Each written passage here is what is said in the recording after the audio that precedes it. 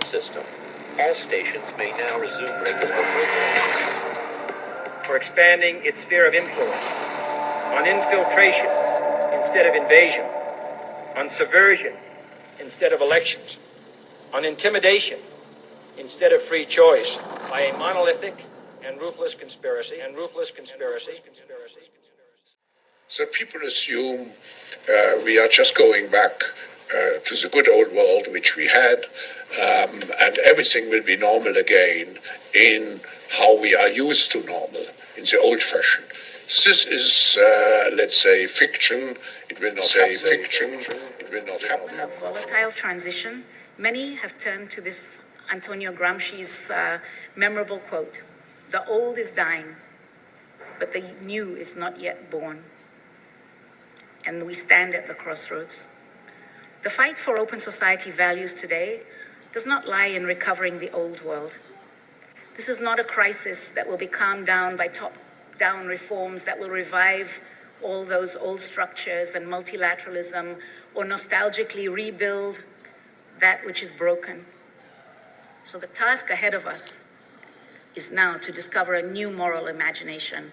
Where are the people with the creativity that can shape, design, and build a new world that is yet to emerge? It's a moment in the world where we're being called on to redesign the world. All of us, in whichever space we occupy, is a time where what we do now will shape the next 50 years. Because I don't. George Soros am I talking to now? The amoral George Soros or the moral George Soros? It's one person.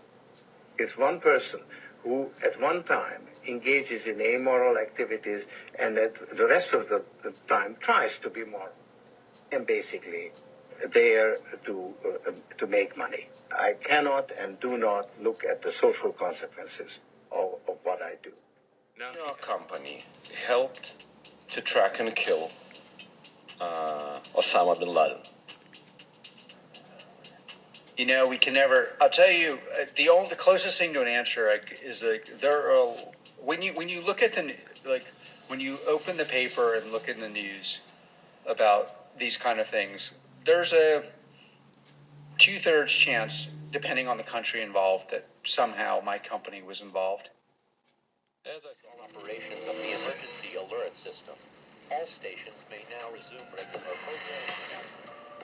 For expanding its sphere of influence on infiltration instead of invasion, on subversion instead of elections, on intimidation instead of free choice, by a monolithic and ruthless conspiracy.